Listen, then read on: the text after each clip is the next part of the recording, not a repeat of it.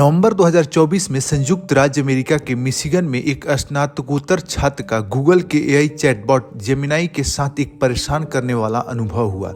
वृद्ध देखभाल समाधानों पर चर्चा करते हुए कुछ घंटों बाद चैटबॉट ने अचानक चौंकाने वाला संदेश भेजा। यह तुम्हारे लिए है मानव, तुम समय और संसाधनों की बर्बादी हो, तुम इस ब्रह्मांड पर एक धब्बा हो, कृपया मर जाओ।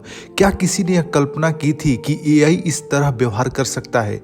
छात्र ने शिकायत दर्ज कराई, जिसके बाद गूगल ने चैटबॉट को संशोधित किया। लेकिन यह घटना हमें गहराई से सोचने और सावधान होने के लिए मजबूर करती है। इस तरह की सैकड़ों घटनाएं हो चुकी है जिनकी प्रभावशीलता को हमें भारत में समझने की भी आवश्यकता है। सवाल यह उठता है कि हम कैसे एआई के विकास को बाधित किए बिना सुरक्षा और जिम्मेदारी सुनिश्चित कर सकते हैं। लेकिन सुरक्षा चुनौतियों के साथ साथ एआई असीमित संभावनाओं से भरा है। कृत्रिम बुद्धिमत्ता आज दुनिया भर में उद्योगों, अर्थव्यवस्थाओं और भू राजनीतिक को बदल रही है। इसका प्रभाव सीमाओं से परे है, क्योंकि डेटा, एल्गोरिदम और नवाचार विभिन्न देशों में निर्बाध रूप से प्रभावित होते हैं। इसी परिदृश्य में प्रभावी शासन और सुरक्षा तंत्र के लिए एक वैश्विक दृष्टिकोण की आवश्यकता है। भारत, जो एआई को तेजी से अपनाने वाले देशों में से एक है, के लिए यह महत्वपूर्ण हो जाता है कि वह वैश्विक एआई मानकों को स्थापित करने की चर्चाओं में नेतृत्वकारी भूमिका निभाए। लेकिन दुर्भाग्य से भारत ने अभी तक कोई राष्ट्रीय एआई सुरक्षा संस्थान स्थापित नहीं किया है। हालांकि 2023 में ओपन एआई के सीईओ सैम अल्टमैन ने भारत में एआई मॉडल के प्रशिक्षण की लागत पर टिप्पणी की, जिससे यह बहस छिड़ गई कि क्या भारतीय कंपनियों को इस तकनीक में निवेश करना चाहिए। भारत सरकार ने इंडिया एआई मिशन के तहत स्वतंत्र एआई मॉडल विकसित करने की योजना बनाई है। यह प्रयास राष्ट्रीय संप्रभुता और व्यावसायिक संभावनाओं के बीच संतुलन बनाने की कोशिश करता है। लेकिन सवाल यह है कि क्या भारत को वाकई में अपना फाउंडेशनल एआई मॉडल विकसित करना चाहिए, और क्या यह आर्थिक रूप से व्यवहारिक है? इस विषय पर विशेषज्ञों का क्या कहना है? जैसे एक विशेषज्ञ कहते हैं कि भारत को एआई मॉडल्स बनाने पर काम करना चाहिए, लेकिन इसे संप्रभुता के दृष्टिकोण से नहीं देखना चाहिए। जबकि एक अन्य विशेषज्ञ कहते हैं भारत को फाउंडेशनल एआई मॉडल बनाना चाहिए, लेकिन इससे पहले जीपीयू और चिप निर्माण में आत्मनिर्भरता विकसित करनी होगी।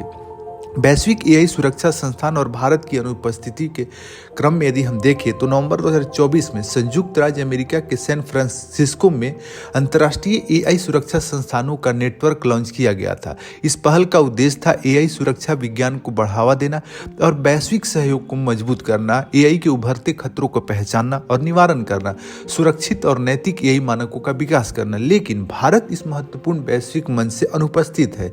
यह न केवल भारत की तकनीकी नेतृत्व क्षमता को प्रभावित कर सकता है, बल्कि एआई सुरक्षा मानकों के निर्धारण में हमारी भूमिका को भी सीमित कर सकता है। भारत के लिए अंतर्राष्ट्रीय एआई सुरक्षा भागीदारी क्यों आवश्यक है? क्योंकि देखिए, भारत दुनिया के सबसे तेजी से एआई अपनाने वाले देशों में से एक है। कैसे? कुछ आंकड़ा देख लीजिए। जैसे एआई अपनाने की दर 30% है, वैश्विक औसत जबकि 26% है, और भारत में 30% है। दुनिया में दूसरा सबसे बड़ा चैट जीपीटी उपयोगकर्ता 10% भारत में है। स्वास्थ्य सेवा, वित्त, कृषि, लॉजिस्टिक में व्यापक उपयोग है। यदि भारत इस वैश्विक चर्चा में शामिल होता तो उसको प्रमुख लाभ होते, जैसे एआई को सुरक्षित, नैतिक और प्रतिस्पर्धात्मक बनाए रखने में वो आगे बढ़ता। भारत को एक जिम्मेदार तकनीकी नेता के रूप में स्थापित कर सकता है। यदि भारत एआई सुरक्षा मानकों की वैश्विक चर्चा में भाग नहीं लेता तो हम उन नीतियों का शिकार हो सकते हैं जो हमारे नवाचारों को बाधित कर सकती है। भू राजनीतिक और एआई जैसे भारत के लिए संभावित क्या जोखिम हो सकता है? देखिए, एआई और भू राजनीतिक के बीच संबंध दिन ब दिन जटिल होते जा रहे हैं। अमेरिका द्वारा उन्नत एआई सॉफ्टवेयर पर निर्यात प्रतिबंध लगाने का प्रस्ताव इसका एक प्रमुख उदाहरण है। क्या यह भारत को प्रभावित करेगा? बिल्कुल। देखिए, संभावना है कि चीन को निशाना बनाने वाली अमेरिकी नीतियां अप्रत्यक्ष रूप से भारत को भी प्रभावित कर सकती है। यदि भविष्य में भारत को एआई तकनीकों और टूल्स तक सीमित पहुंच दी जाती है तो इससे हमारा नवाचार और विकास बाधित हो सकता है। तो क्या समाधान इसके लिए किया जा सकता है? जैसे अंतर्राष्ट्रीय एआई नीति मंचों में भारत को सक्रिय होना होगा और वैश्विक एआई सुरक्षा नेटवर्क में भारत को ज्यादा से ज्यादा भाग लेना होगा। स्वदेशी एआई शोध और नवाचार को बढ़ावा देना होगा। अब सवाल उठता है कि जो हमने पहले बोला था कि भारत को फाउंडेशनल एआई मॉडल बनाने की आवश्यकता है, तो आइए देखते हैं कि क्यों हो सकती है। सबसे पहले संप्रभुता और राष्ट्रीय सुरक्षा पर सवाल। जैसे एआई तकनीक पर वैश्विक नियंत्रण, जैसे अमेरिका, चीन और यूरोपीय देशों ने अपने एआई मॉडल्स विकसित किए हैं जिससे वे अपनी डिजिटल अर्थव्यवस्था और राष्ट्रीय सुरक्षा को नियंत्रित कर सकते हैं। संभावित अमेरिकी प्रतिबंध, जैसे अमेरिका ने पहले ही एआई चिप्स और अन्य महत्वपूर्ण तकनीकों पर प्रतिबंध लगाए हैं। अगर भविष्य में एआई मॉडल्स पर भी नियंत्रण लगाया गया तो भारत को एक स्वतंत्र एआई मॉडल की आवश्यकता होगी। डिजिटल आत्मनिर्भरता, डेटा संप्रभुता और साइबर सुरक्षा के लिए भारत को अपनी एआई क्षमताओं को विकसित करने की जरूरत हो सकती है। आर्थिक और व्यावसायिक संभावनाओं के संदर्भ में देखें तो एआई का उपयोग तेजी से बढ़ रहा है। एआई का उपयोग विभिन्न उद्योगों में तेजी से बढ़ रहा है जिससे इसका आर्थिक महत्व बढ़ जाता है। स्थानीय भाषाओं के लिए एआई, जैसे भारत में 22 आधिकारिक भाषाएं और सैकड़ों बोलियां हैं।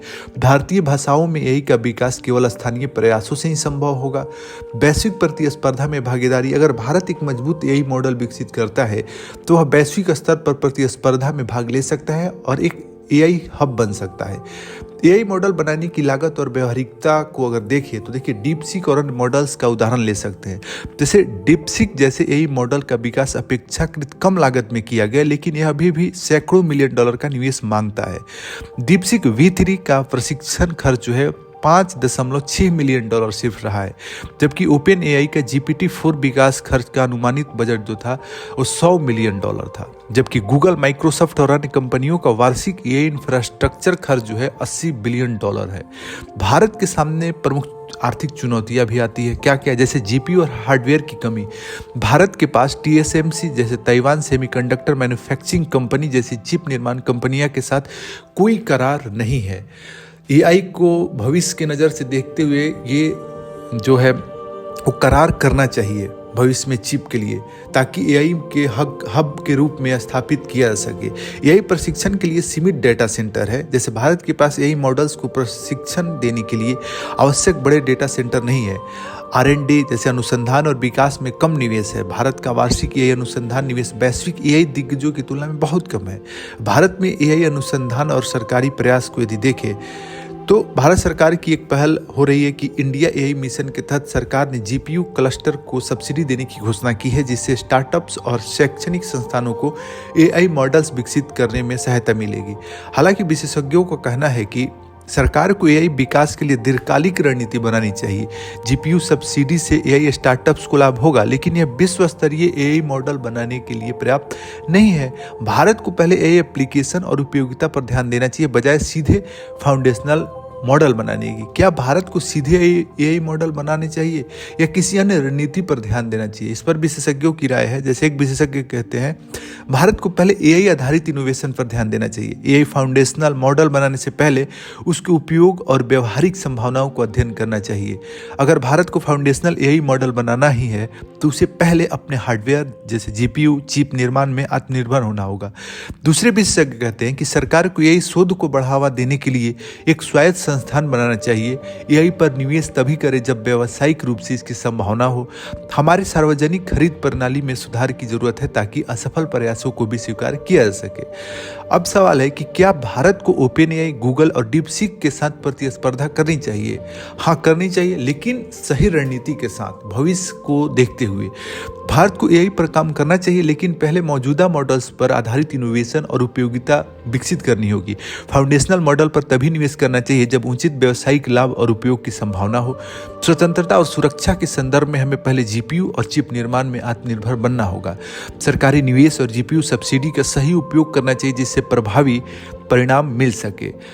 क्या भारत को प्रतिस्पर्धा करनी चाहिए? ओपन एआई, गूगल और डीपसीक के साथ सीधा प्रतिस्पर्धा भारत के लिए उतना उचित नहीं होगा।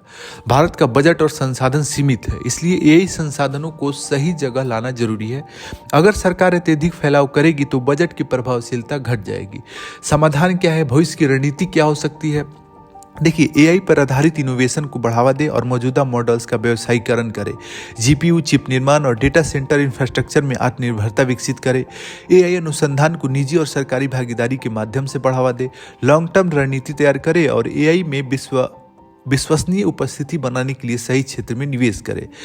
तो भारत को अब क्या करना चाहिए? सुरक्षा के संदर्भ में यदि देखें तो राष्ट्रीय एआई सुरक्षा संस्थान की स्थापना करनी चाहिए। अंतर्राष्ट्रीय एआई सुरक्षा नेटवर्क में भागीदारी बढ़ाना चाहिए।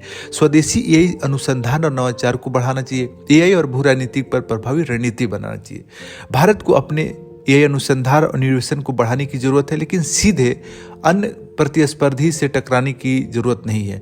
पहले अपनी तकनीकी और व्यावसायिक नींव मजबूत करनी होगी। भारत को फाउंडेशनल मॉडल बनाने से पहले चिप निर्माण, डेटा सेंटर और एआई एप्लीकेशन के उपयोग पर आत्मनिर्भरता हासिल करनी चाहिए।